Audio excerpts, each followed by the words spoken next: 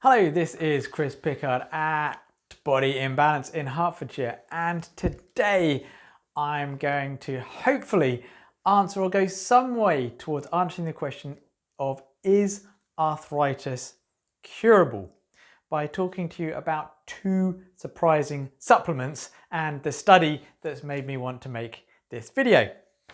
So before I continue, please subscribe to the channel and sign up for the regular updates and reminders so that every Tuesday you know that there's a new video coming out to help you improve your health and well-being and that of your family and friends. Because health is not just about you or me, it's about the whole group of friends and family around you as well. And if you can improve their health and wellness by sharing this information, then you're going to get healthier as well. It's called the rising tide effect. It has many different uses. So what spurred me to make this video?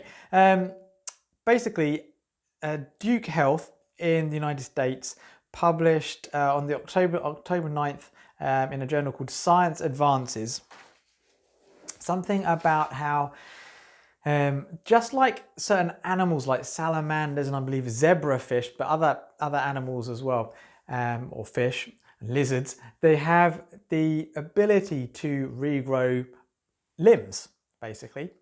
And part of a limb, part of the joint, is something called cartilage. Now, if you have already suffered with arthritis, then you probably already know a little bit about cartilage. Very often, knee pain comes about because of damage to the cartilage and it be completely destroyed. But cartilage is in all of our joints. And it's there to basically, in some way or form, act as a shock absorber in some ways.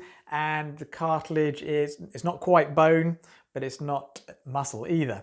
So it's quite hard, but pliable.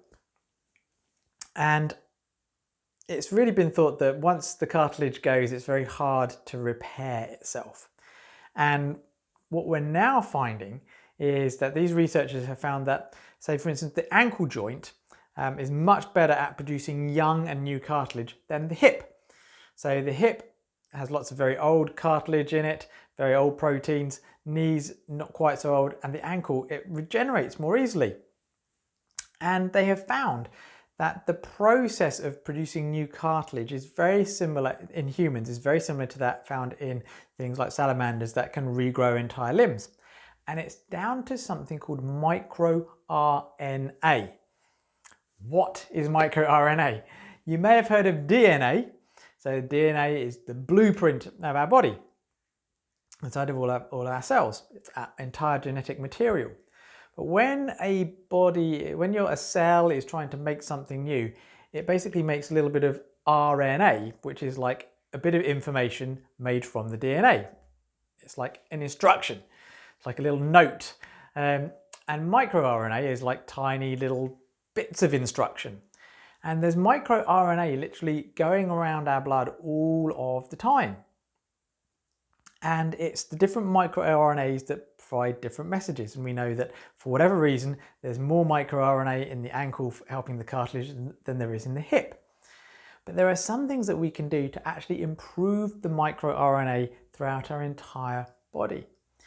And it's been quite surprising that over the past, few years, we found out that a lot of the microRNA in our bloodstream should actually be the microRNA found from good bacteria and good funguses that should be living in our body. And there's an amazing amount of genetic material that should be in us that's made from the other things that are meant to be living inside us, like bacteria and fungus, and even viruses now as well. So the two surprising things that can actually help arthritis are, well, first of all, funguses. And the best fungus that seems to actually help is probably something called Ganoderma lucidum. I've spoken about this before, but Ganoderma lucidum really does actually affect and cause and improve our microRNA spectrum. And it's also anti-inflammatory through about 12 different pathways, and there is a number of other reasons why Ganoderma can actually be so helpful for people with arthritis. The other thing is probiotics. the bacteria that should be living in our gut should also be producing microRNA that affects our body and can bring down inflammation.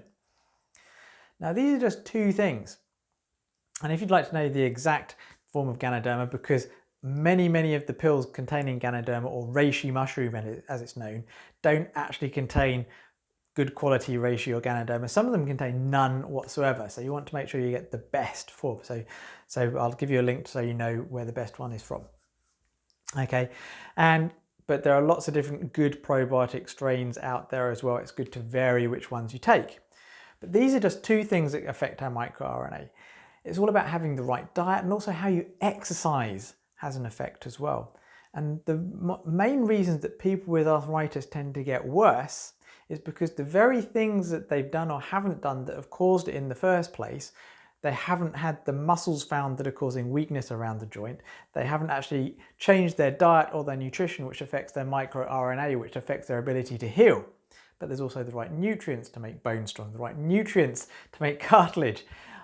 I'll make sure you get a list of lots of other videos that I've done about supplements and nutrition for arthritis. And this is why in most people it gets worse, because painkillers and anti-inflammatory drugs, they actually speed up the process while making you feel better, while at the same time you're not having to change anything about your life to feel better, so the joint decays.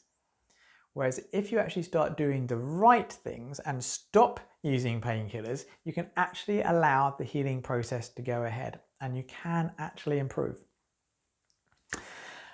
Now, before I go, I just want to share one more surprising supplement that can help arthritis, and that's something a lot of bodybuilders use. As far as I know, this doesn't affect microRNA, but it does affect your muscles and muscle energy and can have an effect on bringing down inflammation. And it's something called creatine. Creatine was first found in about, I think, 1838. They found it in beef. Now, creatine is something that your body makes, and about half of it, of what your body really needs, your body will actually make. And the other half comes from our diet. It comes from meat and fish. So vegetarians tend to be very low on creatine. But there are, I think, vegetarian creatine supplements. And what creatine does is it provides a type of fuel for your muscles to work. So it's stored in our muscles. And so it can actually help with explosive power in your muscles, but it can also help with general energy production. And it can also help with muscle repair as well. And it also has some other effects as well. Because our body has to use up a lot of nutrients to make creatine, when you actually put it into your body, your need for these other nutrients goes down. So your body can use these nutrients to do other things, such as heal joints, clean the liver, make your brain work better. And so creatine supplementation is actually also linked with better heart health, protects the heart, protects the brain, and has other benefits throughout the body indirectly, but well studied. So get yourself some Ganoderma, make sure it's the best one. Try a probiotic supplement and try some creatine supplementation as well. Thank you very much for watching. Subscribe to the channel, make sure that you get the info on the Ganoderma, and please write in the comments below what you've learned, what you like, what you don't like, and more about what you would like to learn about health-wise and specifically arthritis-wise. Be well, be magnificently healthy.